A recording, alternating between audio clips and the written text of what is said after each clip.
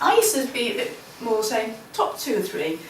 Maybe I just wasn't pushing myself hard enough, but I came across some research which shows that, some of you will have seen this before, but in this research period, searches were done on the internet, and the websites that appeared in position 1 to 20, how many of the available clicks they had. So all the clicks were counted, and they were divvied up to the people in whatever position they were in. Does that make sense? Mm-hmm. Okay. So what we're seeing along the bottom is the position the websites came up in the search result and the share of the clicks that they were given. So the website in position 1, or websites in position 1, got 37% of the available clicks. It's not all of the clicks, but it's significantly more than the one in position 2 that only got 12–13%. So if you want more traffic to your website, being number 1 will improve the amount of people who click on your website significantly. And then it drops a little slower, but by the time you're down here, which is probably about where the fold is, below the fold, it starts to be very minimal. There's a tiny little uplift at number 11. Page 2. Page 2. People actually get bored of going down and move on to the second page. Yeah. So if we could control it, we'd actually prefer to be at the top of page 2 than the bottom of page 1. But it's only very marginal as well. So my proposal is that actually you probably do want to be number 1 if possible. So how do we get to be number 1? Well, if we go back to our search results, basically these people have the words, colour, £5 and note in their website, ideally in that order. And although this is the Bank of England one, where it didn't give me the answer, they did have colour of £5 notes from the older iteration. So that actual phrase, or colour of £5 note, was in their website a few times. They've also got it in these snippets of information. The blue snippet is the thing called the page title, and the black snippet is called the page description. And that's the process where you can go to your website and actually manipulate, in a positive way, the content of your website to be able to have your page appear in the search results. So it's the fact that they're talking about £5 notes, using those exact words. It's also that these guys are talking about banknotes in general. So there's more to it than just that one question. There's a bit more depth and breadth to the websites. The other element is that lots of links from other people's websites coming to these pages. So the Bank of England is a well-respected website. People will say, I have had the confirmation from this website, and put a link in to the Bank of England website. And of course the Bank of England website is trustworthy, we hope. Certainly as far as Google is concerned. So Wikipedia is similar. It's the amount of information that's available through Wikipedia and the fact it's got the exact content that I'm looking for. It does help if you have a popular website, and it does help if you've been in existence a long time. So these are some of the other facets of search engine optimisation which we have less control over.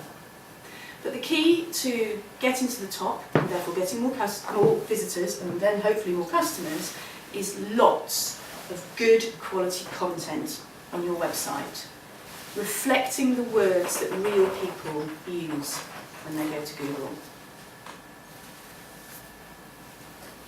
That's it. Just go and write the content. In social media terms, if you write an interesting article, what might happen?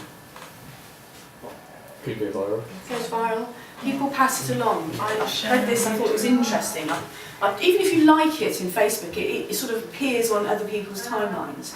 If you share it, because it's with all your contacts, you are multiplying the number of people who've seen it. And this is what we want to achieve. So in an ideal world, we're looking for it to go viral, and this is an illustration of what was possible.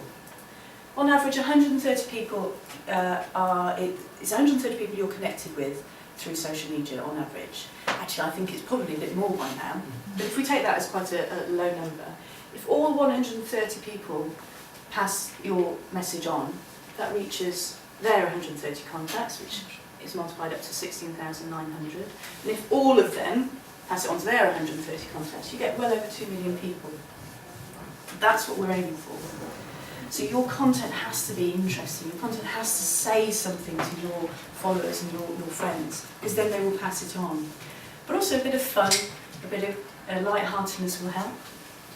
That's probably unrealistic. So if you take 10% of your followers like it enough to pass it on, and 10% of their followers like it enough, and 10% of their followers, you still reach well over 250,000 people within 3 clicks. So create cracking content is the key to digital marketing success.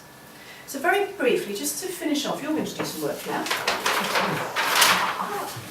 What content can we create for our digital marketing? What things, outputs can you think of? Videos, blogs. Videos, blogs. Videos don't have words on them for search engine optimisation. But doesn't the fact that if they're on YouTube, that gets the words get picked up? So you must make sure that you put words around the video. Okay. So you must put a description, because there's an opportunity to do that on YouTube. So put a nicely rich description in there, make the title. There's also something, this is a handy hint for anyone doing videos, there's now a thing called captions on YouTube.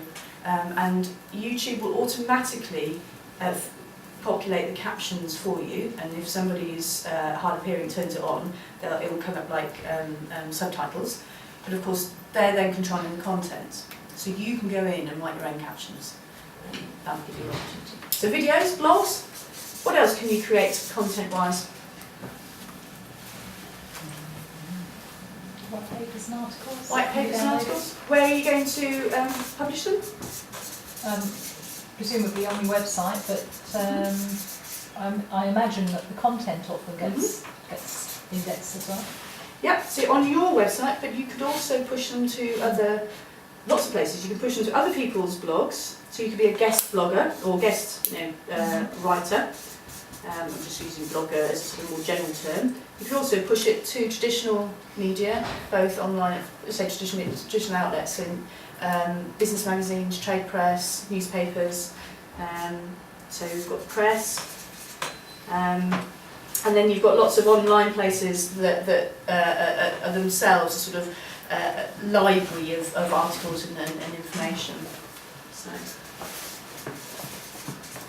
what else? Pages that describe services, maybe? Yep. You need to go down to the lowest common denominator with this, if possible.